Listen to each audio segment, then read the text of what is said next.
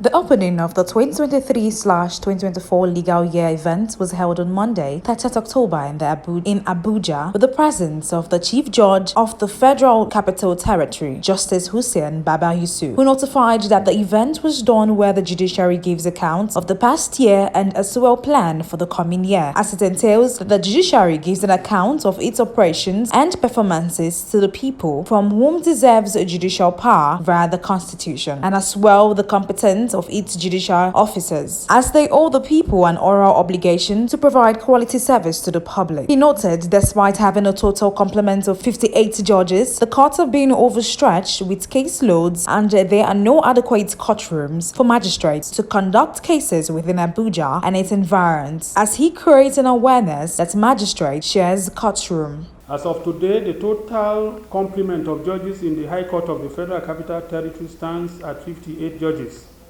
This number may be said to be enormous, yet it does not diminish the fact that each of the courts is being overstretched to the fullest elastic capacity in terms of caseload.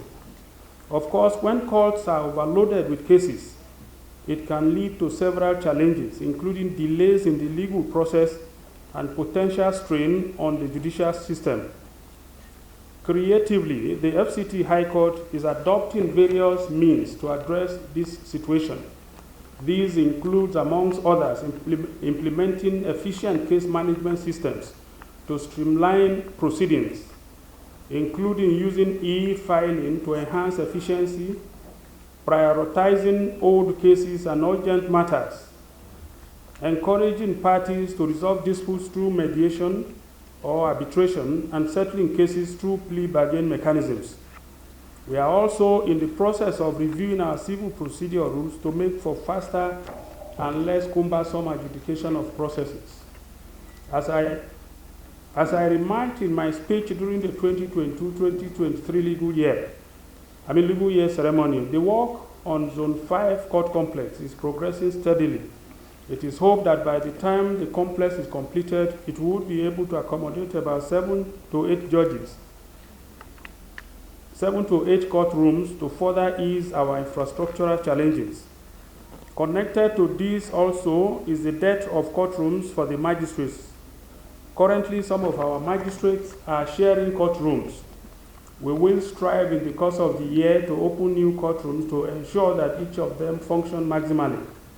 At this point, I must thank the Federal Capital Territory Administration for donating to us the premises that is housing the Garki Division of the High Court for our operations.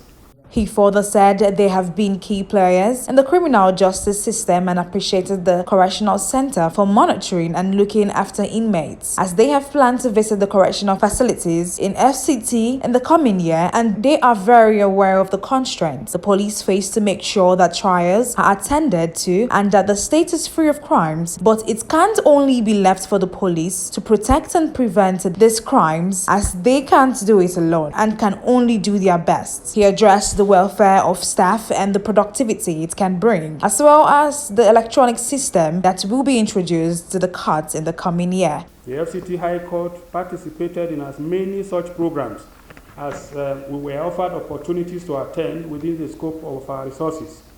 To enhance the competence of judicial officers and non-judicial officers in this legal year, we shall continue to cooperate with the National Judicial Institute for the provision of quality services and efficiency by participating more in the programs of the Institute. This is premised on our belief that an investment in judicial education promotes a culture of judicial excellence. I acknowledge the role the welfare of staff can play in the administration of justice, as it is an essential component for the proper functioning of the court system. It has a direct impact on the efficiency, effectiveness, and fairness of the legal system. When judicial staffs are well taken care of, they are more likely to be motivated and productive. They will also be free from undue influence or stress.